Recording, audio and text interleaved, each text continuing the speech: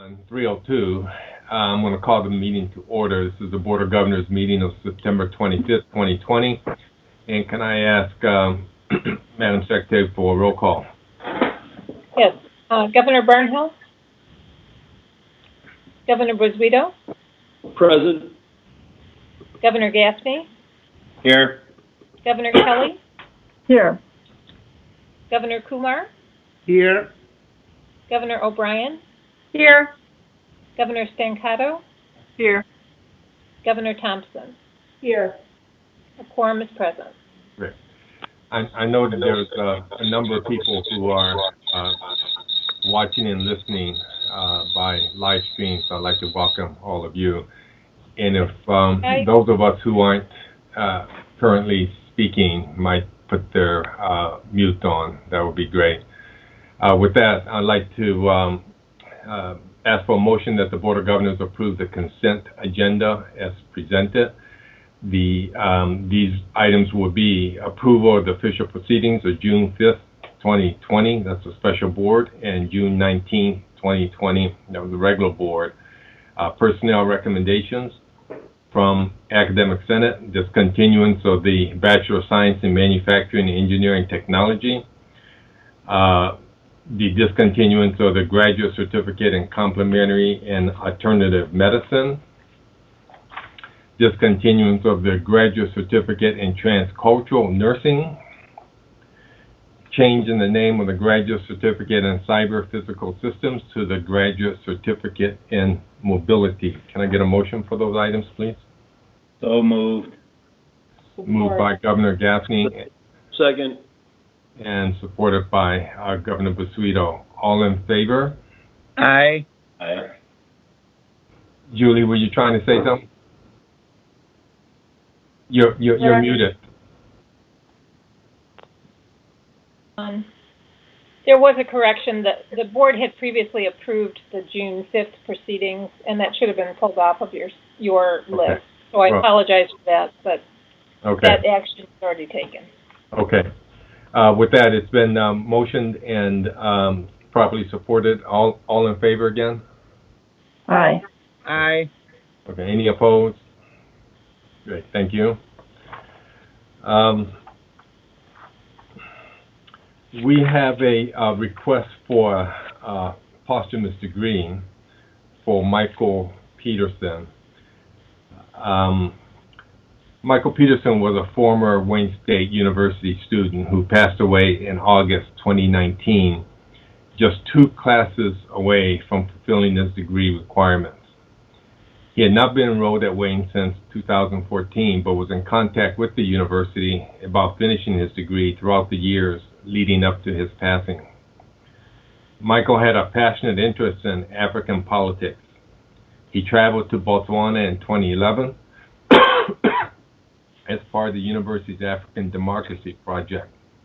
His writings from this study abroad course highlight how concerned he was about environmental degradation, HIV/AIDS, human rights, and the day-to-day experience of marginalized communities.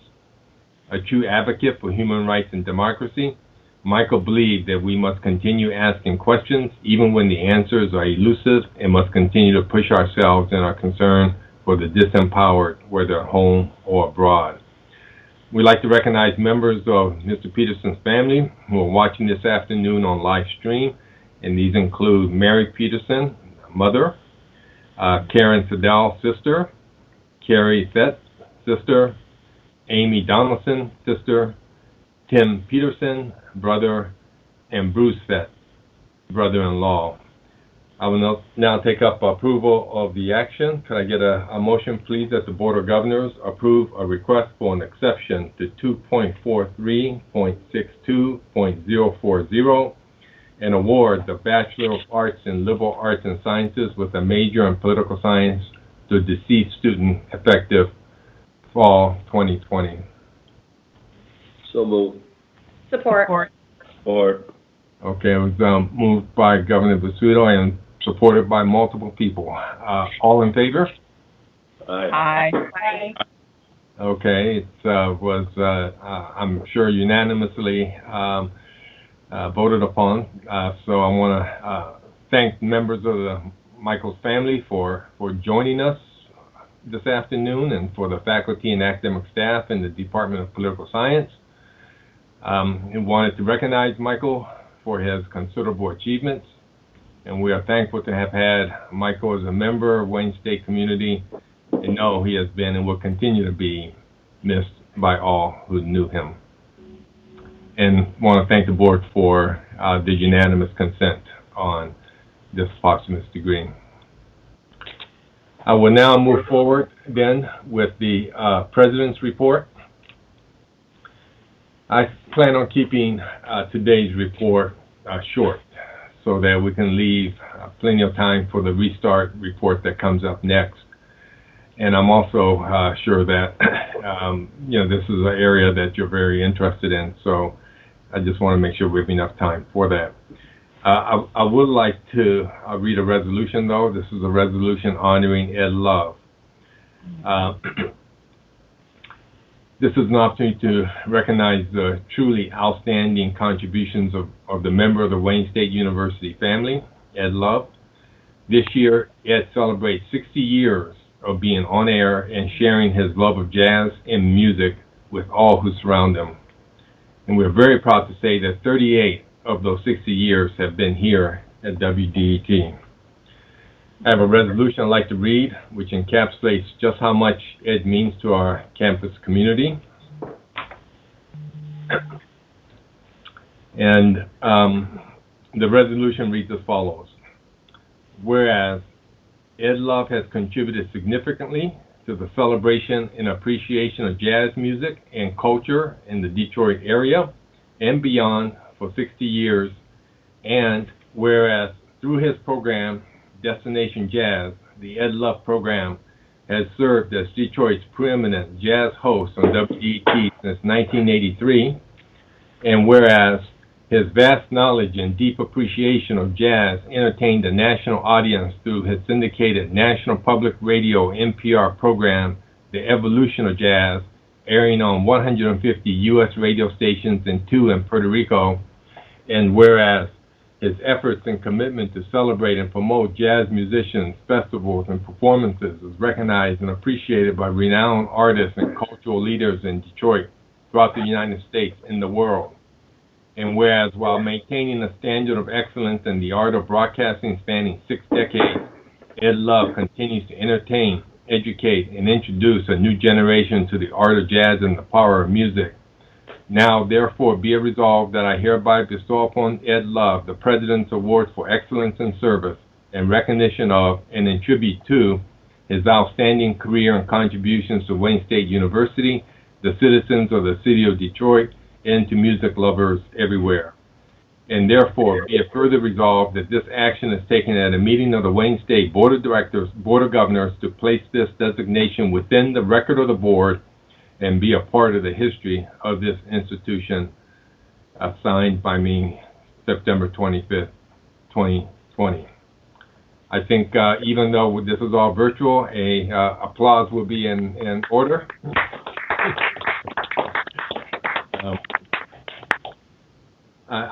While Ed himself and many of his friends and colleagues may be watching us via live stream, I hope that we can aptly convey our congratulations for this tremendous honor and extend to him our very best wishes as he celebrates this incredible milestone. Congratulations, Ed.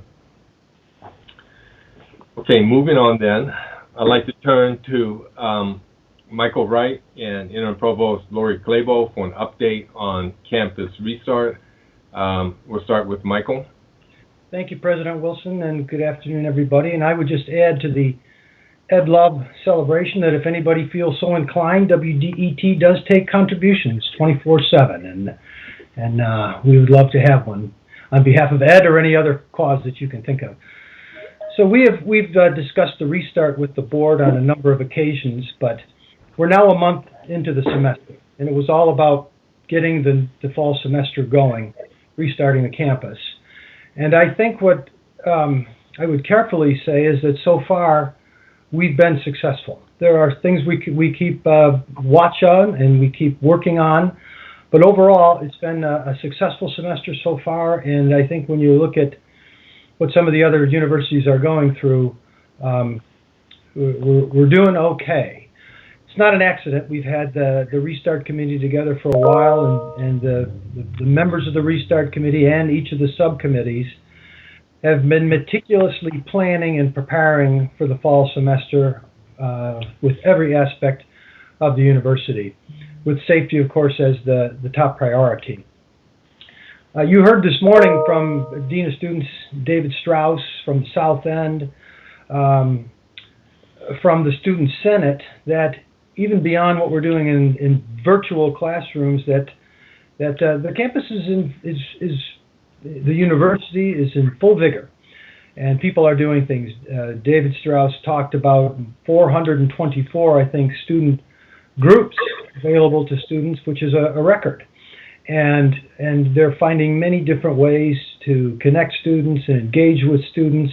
And although we're in a primarily virtual world, we're trying to replicate as much as we can the university experience and hope for that day when, I think as David said, the sun shines through again and we don't have to make lemonade out of lemons anymore. But I think that in our mission, we talk about helping a diverse body of students thrive, and that includes not just the academic part of their college career, but all those other things around that help them become rounded people and rounded citizens. So it's good that all those things are going on. During the whole restart, we have attempted to communicate often and transparently and thoroughly, and avail ourselves of every communication channel we have. We've used video, and we've used email, and we've used the web, and we use social media, and we continue to do that because as much as you say things to people, they need reminders. And we're trying to find new ways to tell people, maintain your social distancing,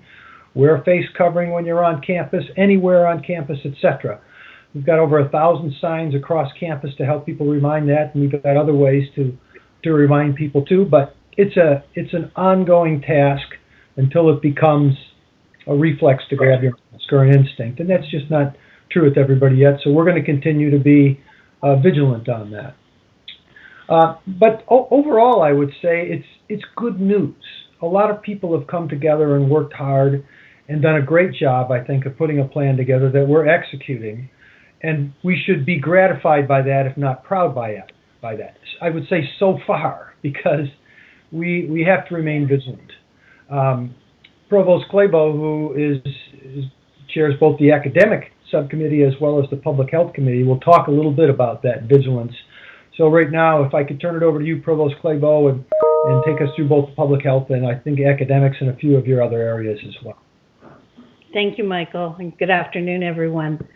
I do want to walk through sort of two broad areas of our restart, starting with our public health measures. And I'll remind you of some of the things that we began to work on late in the spring, early in summer, and then talk a little bit more about where we are today.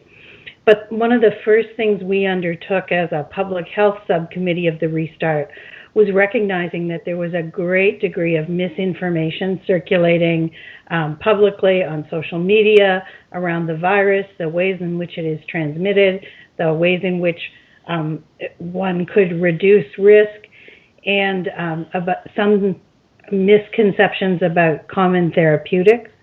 And so we developed the Be Warrior Safe training module, and it is a series of 3 actually virtual modules that are required for completion by every student, staff, and faculty member on campus.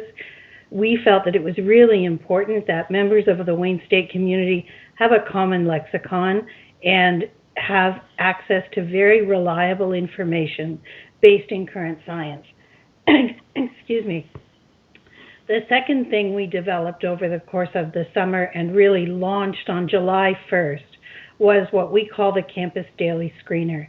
And the Campus Daily Screener is an easily accessible web tool that's done either on the website or on the Wayne State app on a smartphone or other device, and uses a series of CDC-derived screening questions to determine whether or not it is likely that someone is symptomatic or at high risk for COVID based on exposure.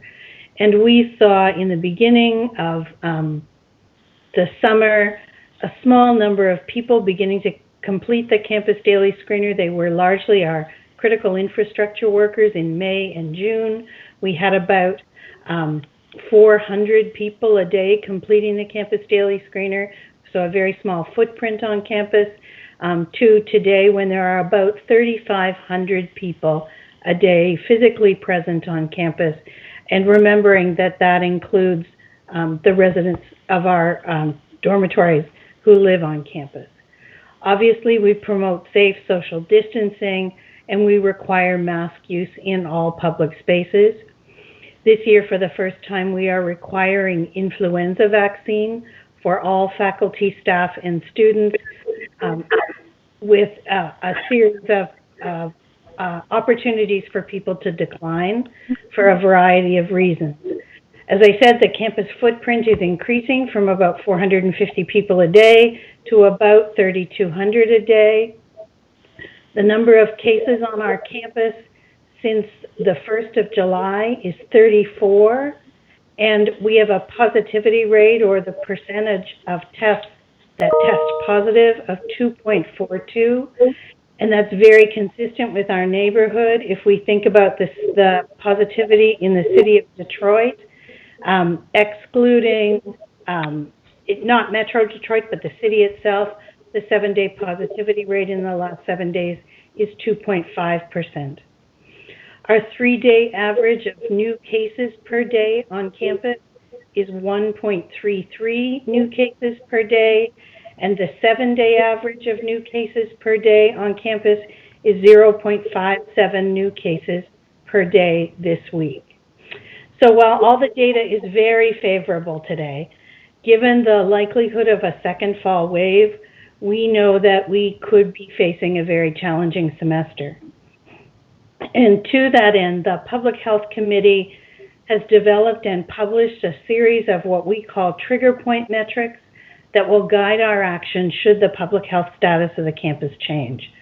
We look at this as actions in a series of 3 points along a continuum, what we're now calling new normal operations, meaning continuing along with our fall plan, and then a series of metrics that would cause us to take targeted actions, meaning that we might do things like suspend an in-person class for a period of time, close a lab, close a wing of a dorm, close a building, and then finally the most serious end of the continuum, and if we reach those metrics, we would depopulate or close our campus. We, along with President Wilson, believe that it is incredibly important that those decision points were made in advance, and so that should the status of health on our campus change, we are not conducting a debate about what we should do next, that we have committed publicly that these are the actions we will take when we get to a certain point, and we feel that that will help us move efficiently if the need should arise.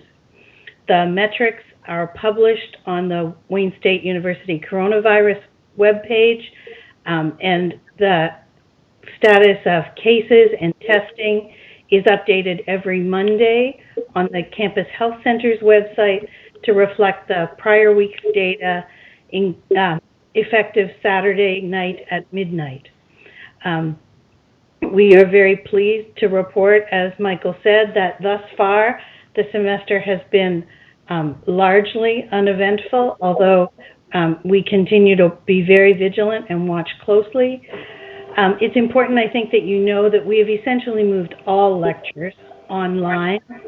About 5% of our classes are being held in traditional face-to-face methods, and those classes include, if you think about it, our health profession students who are in clinical experiences, includes some of the labs in physiology, chemistry, where there are needs to use shareable items that can't be conducted virtually.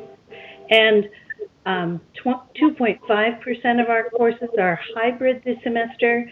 Those courses largely meet online and may have an in-person session for a necessary set of skills or for exams.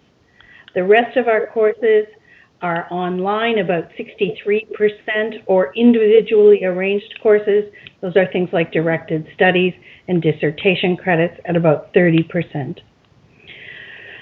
Because we anticipate that winter, again, may be a challenging period of time, we are already building the winter course schedule with an expectation that we will be largely in those same percentages for winter 2021, and if the public health situation on campus changes, we will change that plan, but the schedule is now being developed based on this same format.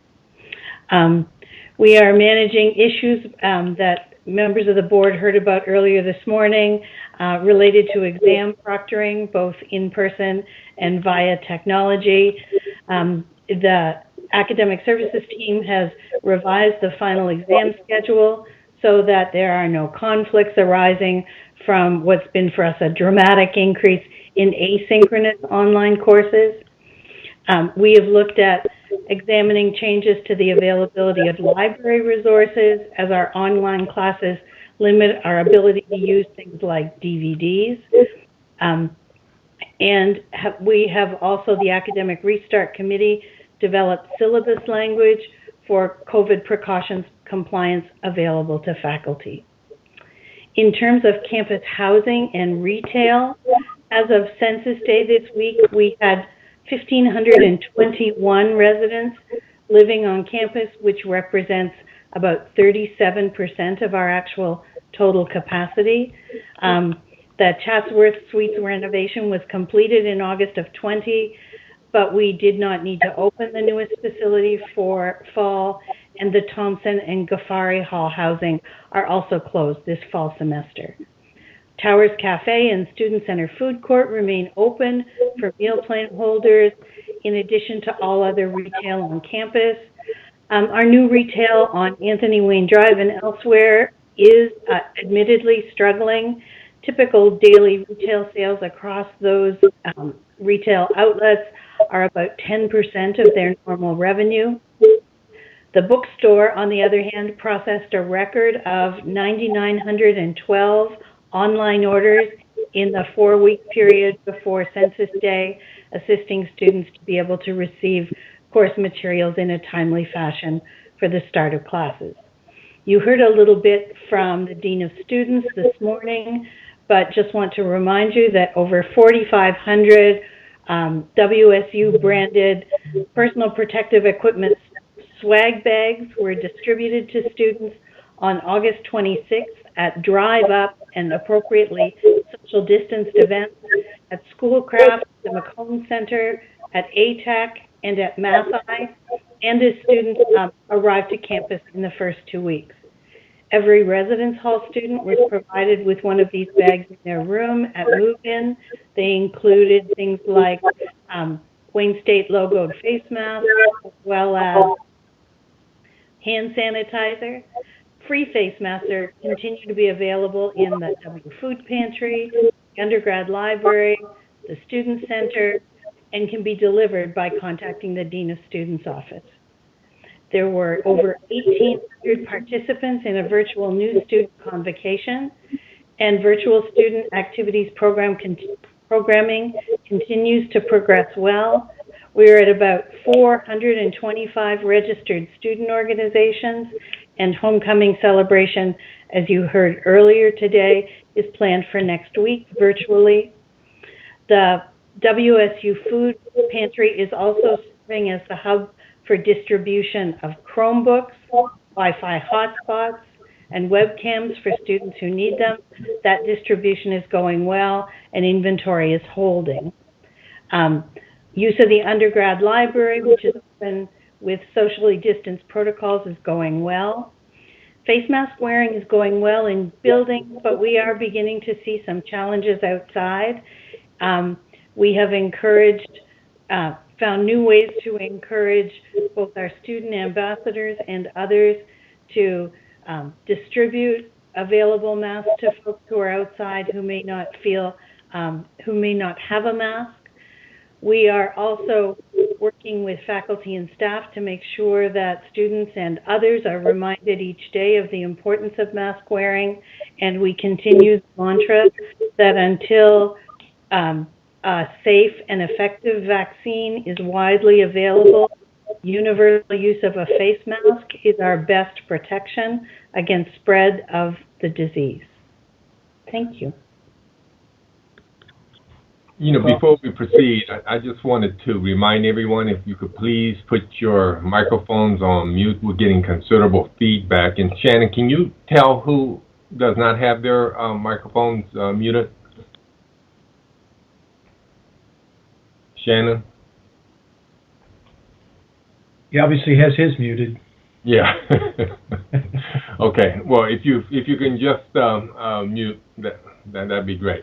I did neglect to mention that Michael Wright was the chair of our Restart Committee. So I want to take this moment to thank him for his tremendous work, as well as Provost Clabo, who chaired the Public Health Committee, and I took over from Provost Whitfield, the chair of the Academic Committee. So she's doing both now, and both have done tremendous work. I think I can safely say that we've been a model example for the country in terms of the way we've done things. So thank you both very much. Any questions for either of them from members of our Board of Governors?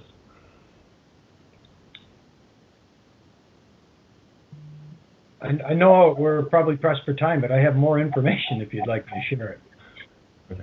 Well, I'm not seeing any, so let's move forward then and go to the board committee reports.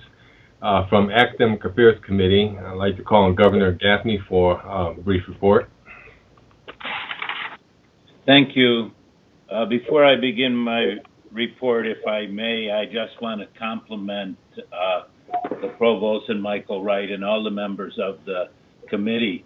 I have, as some of you know, a daughter that's just begun college, and I'd like to say to her mother, our daughter moved away and has not come back, but maybe she'll come back soon. But I tell you that because I track what's going on at her school. I'm a graduate of the other large school in Michigan, and I track what's going on there, and I track what's going on at the school that my daughter almost went to, just as comparisons.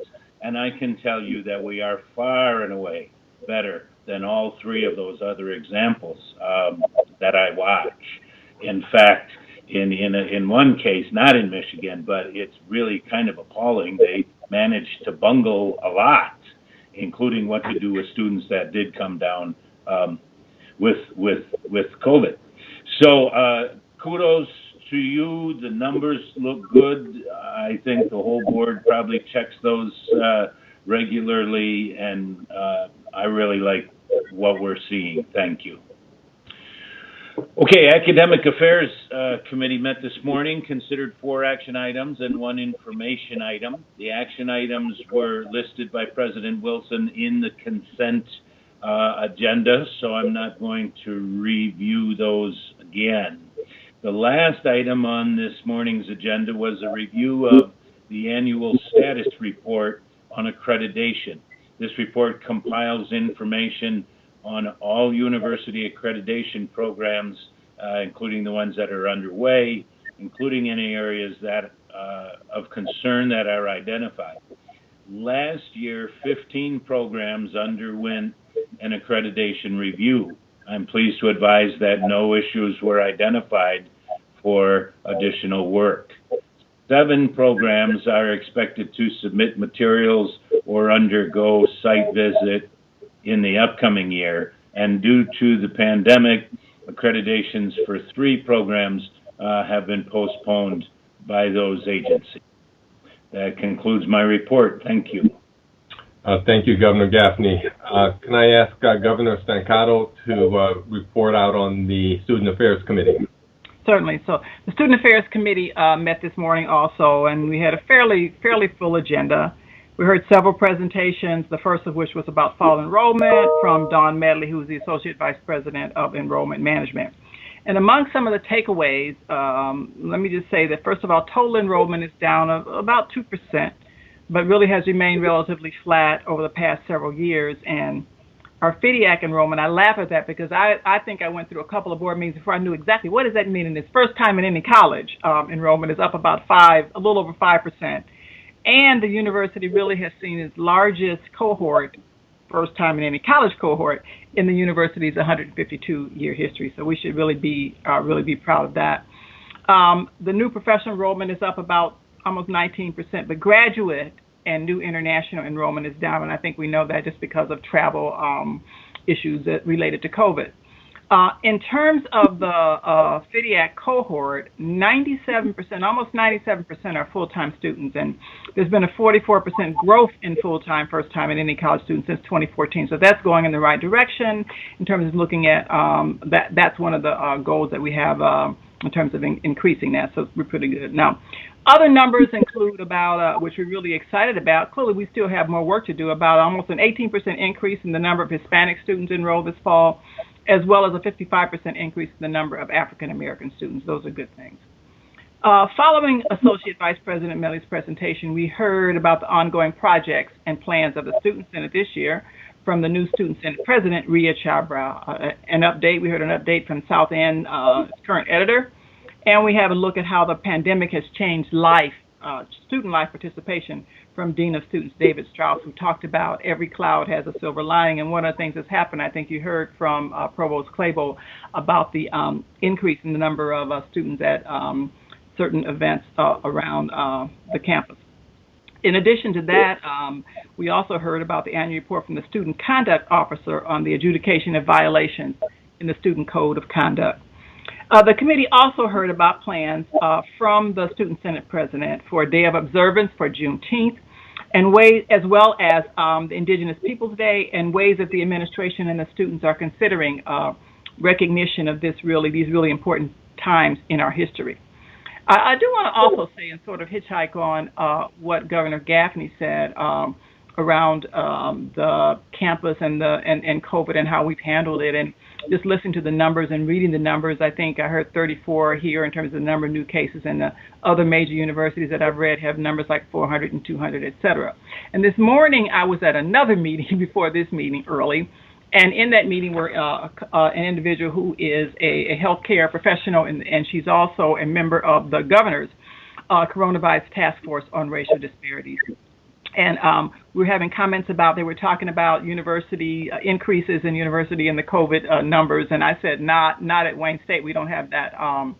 We really don't compare to the other. We compare favorably to the other universities. And she said one of the things that she wanted to comment on was the fact that President Wilson really is wowing them on that task force, that statewide task force, because of his knowledge and because of his background and experiences in epidemiology, and it really is showing up here at Wayne State. So I just wanted to comment on that, saying even in another meeting, we're getting some kudos. And I think we take a lot of time to talk about it. It's important for us to focus on what we don't do right, because our job is to make sure we get things right. But when we do some things that are right, I think we should lift that up and talk about that too. So I think we can pat ourselves on the back and say that we are a model, not just here, but other folks from around the country are looking at us and what we've done here. So that concludes my report. Thank you very much, Governor Stancato. Now it's time for information reports from members of the administration. When I call upon you, invite you to provide any highlights and updates as you deem most appropriate. So Provost Clabo, Academic Affairs.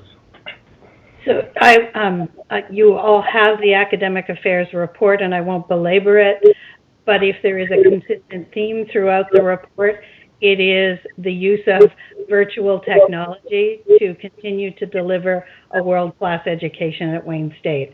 From the development of a free app that allows students to, in virtual reality, describe how drugs interact with their targets on a molecular level, to virtual advising, to virtual orientation, to virtual Fulbright orientation, to virtual study abroad. The faculty and staff have moved effectively and efficiently to continue to provide an excellent education in a very new modality for us. Thank you. Vice President Lanier, Research Awards, Quarter 3. Thank you, President Wilson. Before I begin, if I may respond to a question from Governor Kelly earlier this morning. Governor Gaffney had mentioned bringing it up this afternoon, and Governor Kelly, we had filed the report appropriately in December of 2019. So thank you for noting that, and everything is on track there. Thank you so much. Yes, and thank you for your diligence on that. As you note in your report, just like you heard from Provost Clabo and Michael Wright, the startup during the summer, we've also been working since June 1 to ramp up in a phased way research activities on campus, which has been an experience for all involved, and heavily working closely with the Public Health Task Force, facilities, finance. It's really been an integrated team effort. I guess we've operationalized now over 400 labs on campus across 30 buildings, and done so with social distancing, mask, disinfectant, etc. And even though we have had the challenges of the pandemic and the pause in research activities for several weeks, as you note in the report, the research funding, somehow these folks continue to work and get their grant awards in, and the research funding for this year is actually up about 15% compared to Q3 this time last year. Of course, we'll see how it plays out for the rest of this fiscal year, but we're getting pretty close, so that's certainly a good sign as we go through this challenging year.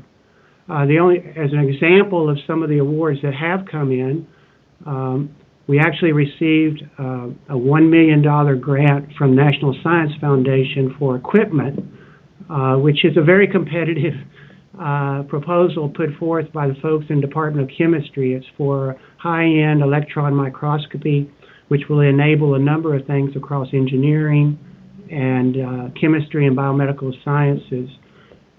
My congratulations to that team, and that'll be coming to the board for their approval and formal notification as we go forward. And that's all I have to share, President Wilson. Thank you. Thank you. I have a question about Vice President Lanier's report. So I did notice that the funding, it looks like the corporate funding has increased a lot in 2020. Is that correct? The corporate funding is pretty similar to what was in 2019. So if you look at 2019 and 2020, so we have 64 and 69, and the majority of that is clinical trials activity, Governor Thompson. So it's pretty stable from 2019 to 2020. So it's this other that well, you have the increase. If you look, you'll see in most all categories, the foundation's up $1 million, the NIH is up about $10 million compared to this time last year. NSF is stable, is same. Others up a few million. Other federal funding is there, and then state is up as well. So it's pretty balanced portfolio, if you will. Okay. And then, again, some of these increases as a result of funding related to COVID-19 issues, and do you anticipate this maybe dropping as a result of that funding? I think that the funding during the summer, I don't think there's been a substantial increase in the COVID-19 funding that fits into this per se. Some of the state funding has been directed towards some of our mobile testing initiatives. You heard about those from Dr. Levy, I believe, in an earlier board meeting. But I suspect over the next week that we'll see a fair amount of money coming in from NIH that's related to COVID funding, because they'll probably fund a lot of those programs before the end of this fiscal year. Okay. So then you're saying some of the increases in the funding is for 2020 is not necessarily due to COVID-19. I think it reflects, just a continued sustained effort to grow, and so I think it's a real solid platform. I actually think, with Vice President of Health Affairs, Dean of School of Medicine, Schweitzer coming on board, he's already starting to have an impact with recruitment that I'm actually very optimistic that this trend in NIH funding will continue with his presence going forward. Okay, and that was going to be my next question, just about NIH funding, and it has been relatively flat since 2016. So you anticipate with some of his changes that may enhance funding, or what other strategies would you use to address that, the fact that the NIH funding has been pretty flat?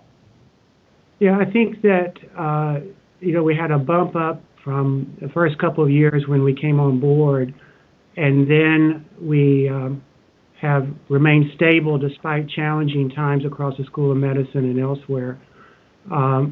So I think one of the key factors there is recruiting, and recruiting talented folks to come on board. The other part of that, I think, is investing in enabling technologies that will further empower the folks here as well as the folks coming on board. So just like I mentioned, the NSF $1 million instrumentation, that's one example. There are others that we've tried to put in place for the enabling technology platform.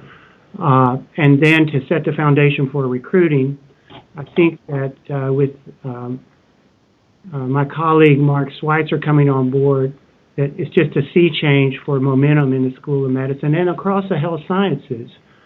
So not only will we see growth in NIH, but I suspect there'll be other areas relative to CDC funding, other types of health services research that may reflect cross-integration across nursing, pharmacy, medicine in ways that we haven't done before.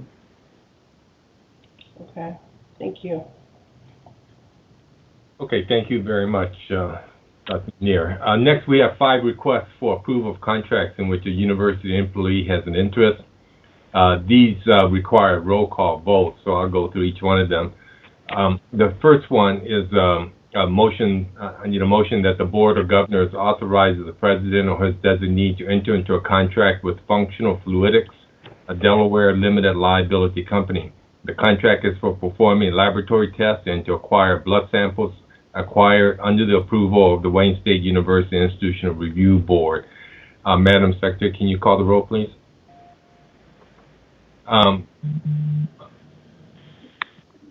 You muted yourself again. We need a motion. I will leave that up. Yes. Can I get a motion, please? So moved. Okay, motion by Governor Kelly and seconded by Governor Gaffney. Governor Barnhill? Support. Governor Buswito? Yes. Governor Gaffney? Yes. Governor Kelly? Yes. Governor Kumar? Yes. Governor O'Brien? Yes. Governor Stancato? Yes. Governor Thompson? Yes. Motion carries. Thank you. The next one is a motion that the Board of Governors authorizes the President or his designee to contract with Phase 5 Pharmaceuticals to enter into an option to license the intellectual property encompassing the technology entitled a baclofen solution for low-volume therapeutic delivery. Can I get a motion, please? Moved by Governor Thompson. Support. And supported by Governor Gaffney. Governor Barnhill? Support. Governor Buswito? Support. Governor Gaffney? Yes. Governor Kelly? Yes. Governor Kumar? Yes. Governor O'Brien? Yes. Governor Stancato? Support. Governor Thompson? Yes. Motion carries. Thank you. The next request is a motion that the Board of Governors authorize the President or his designee to enter into a contract with Quantum Pathology. The contract is for evaluation of a naturally occurring zinc-binding peptide and its ability to stimulate cytokine production using production techniques uniquely available. Can I get a motion, please? So moved. Moved by Governor Thompson Support. and supported by Governor Stancato. Governor Barnhill, Yes. Governor Briswito, Yes. Governor Gaffney, Yes. Governor Kelly, Yes. Governor Kumar, Yes. Governor O'Brien, Yes. Governor Stancato, Yes. Governor Thompson. Yes. Motion carries. Thank you. The next is for a motion that the Board of Governors authorize the President or his designee to contract with Venica Fluid Sciences to enter into an exclusive license for commercialization of the intellectual property encompassing the technology entitled Raman-based liquid chromatography cartridge detection and quantification of liquid analyses. Can I get a motion? So So moved. moved. Okay, moved by Governor Thompson, seconded by Governor Gaffney. Governor Barnhill, Yes. Governor Briswito, Yes. Governor Gaffney, Yes. Governor Kelly, Yes. Governor Kumar, Yes. Governor O'Brien, Yes. Governor Stancato, Yes. and Governor Thompson. Yes. Motion carries. Thank you. And the last one is a motion that the Board of Governors authorize the President or his designee to contract with Rapella Tech LLC for an option to an exclusive license for the commercialization of the intellectual property encompassing anti-fouling materials in the field of marine and industrial coatings. Can I get a motion? So moved. Moved by Governor Kelly Support. and supported by Governor Gaffney. Governor Barnhill, Yes. Governor Briswito, Support. Governor Gaffney, Yes. Governor Kelly, Yes. Governor Kumar, Yes. Governor O'Brien, Yes. Governor Stancato, Yes. and Governor Thompson. Yes. Thank you. Motion carries. Thank you. Next is Government and Community Affairs Report. Mr. Lindsay? Good afternoon, President. Good afternoon, members of the board. Just wanted to give you a quick update on the state budget, which is not included in the written report. The legislature sent over a budget to the governor for signature. Essentially, the education omnibus included a budget for higher ed that was flat. In other words, there's no increase. We will remain at the same level as we were in FY20, which is $203.4 million. Actually, that's in the context of things, that's not a bad situation given the state budget woes. There was a very slight increase of about $45,000 for Indian tuition waiver, but essentially we were flat. There are no performance metrics because there's no new money. There is a tuition cap of 4.2, but I believe you all have already acted on tuition. And then lastly, within the HHS budget, there is $2.5 million for that would benefit our Frontline Strong program, which helps people on the front line in terms of providing them with mental health services. MyDocs has $5.4 million included. Grossly, 1.4 of that is in the general fund. 5.6 million for Laikaki Young, which is always a program we have to fight for and keep money in. And then the Poison Control Center, or the Poison Center, 1.1 million. There is no capital outlay recommendation funding for this year. Our project, State Hall renovation, did score fourth, but there's no funding. That would be my update. Thank you. There's Mr. a question. I'm sorry. Governor O'Brien has a question. Oh, I'm sorry. Governor O'Brien? Thank you. Patrick, I've got a couple questions regarding some of the House and Senate bills that are going on right now in Michigan. Two in particular look like they have the possibility of taking some tuition dollars away from us in terms of revenue. And what I'm talking about specifically is the House Bill 4437 regarding the modification of the mortuary science requirement for a license, not requiring a 4-year degree. What is, obviously I don't want to say we have the corner on mortuary science, but we have, I think there aren't a lot of mortuary science schools in the state of Michigan, and ours is amongst the best, if not the best. So my question is this, I think it mentioned that you're working with Wakeman, on who's the person whose bill this is, and what are we doing, and why would we obviously I don't think we would want this to go through. So what are we doing here? What's going on? Well, my team in Lansing, and I'll have to go to the report, but my team in Lansing works with Dr. Evely, who runs our mortuary science program, and we have been in close contact with him relative to all those issues. And I can give you an update on where we stand with that one. Okay, yeah, because you agree, right, that could take away some revenue from us if that were to pass, then it looks as if you're modifying the requirements for a mortuary science license. So if saying that you could do it if you get something lesser than a 4-year degree. So I don't want to say we have a lock on mortuary science again, but we almost do. So this has a possibility of taking money away from us.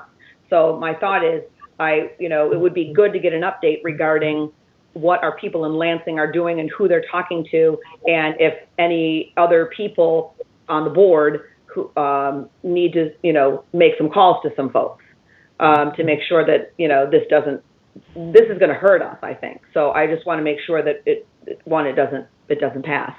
So any update that you can give us would be good. Anybody have any questions about this one? This looked like, to me, it stuck out. So I just want to make sure that we know what's going on. It's already a tight budget. We don't have the, luxury of losing any more revenue.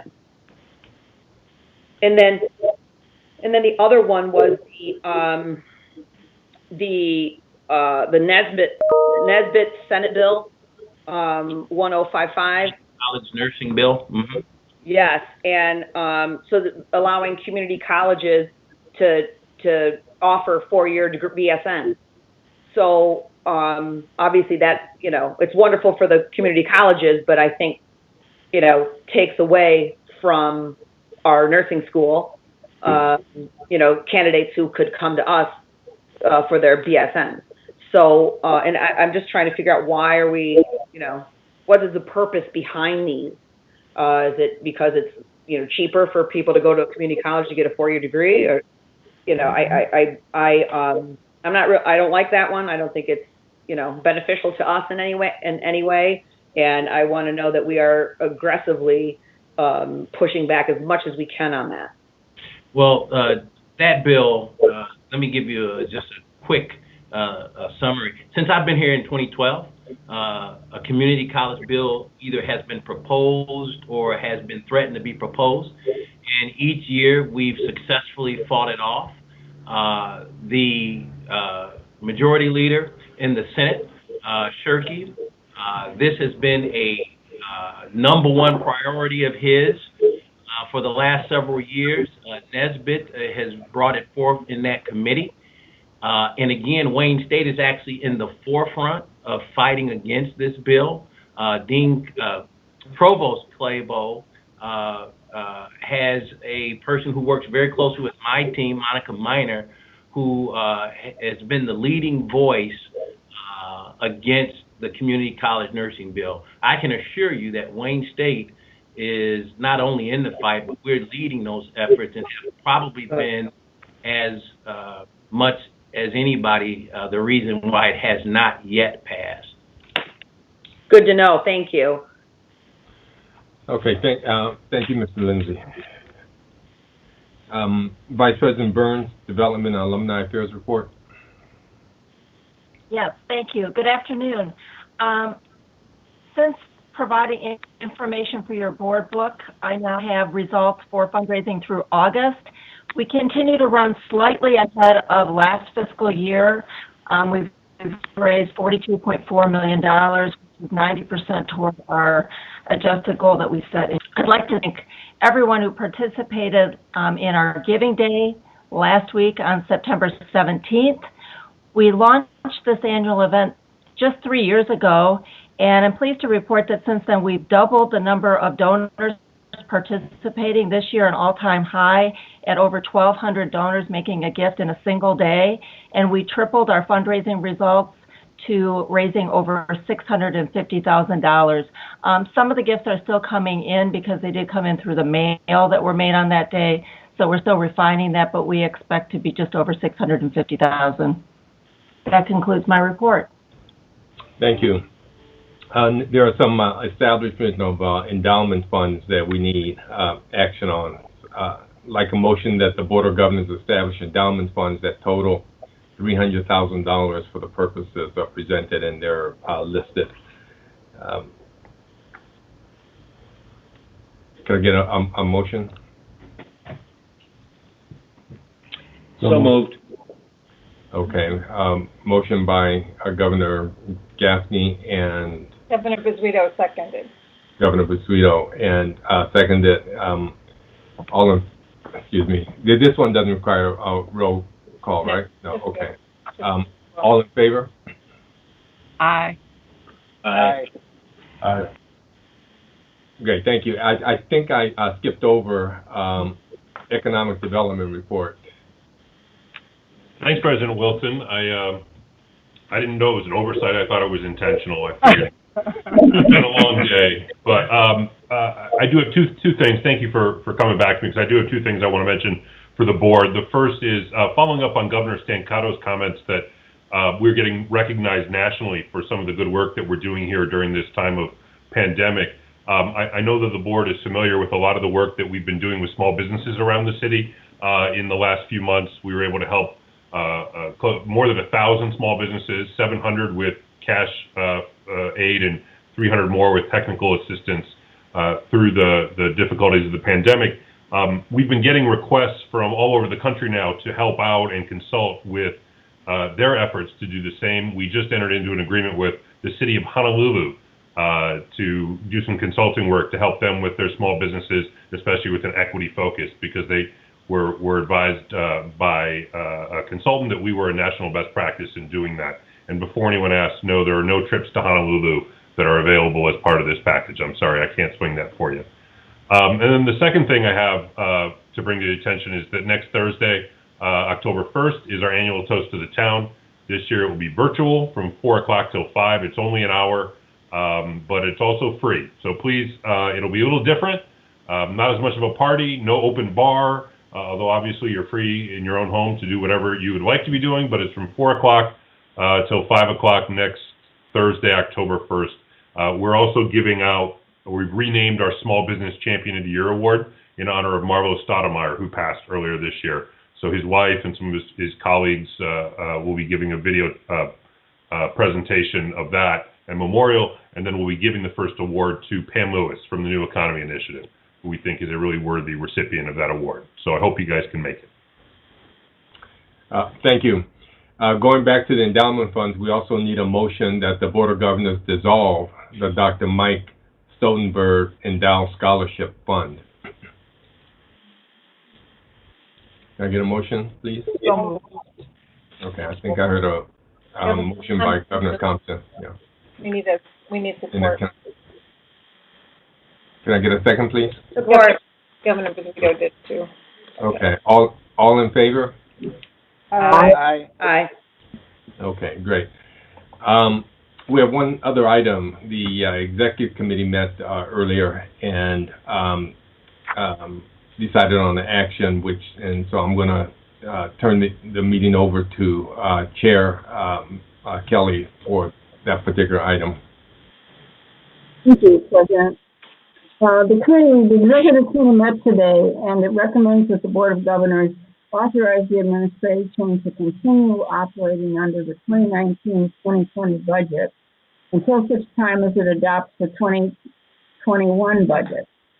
Our legal counsel has advised us that absent action by the board on a new budget, the 2021 budget remains in full force in effect.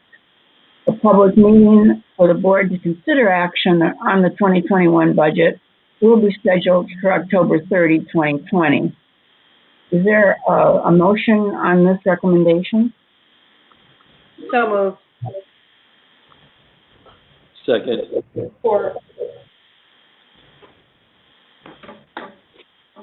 All in favor?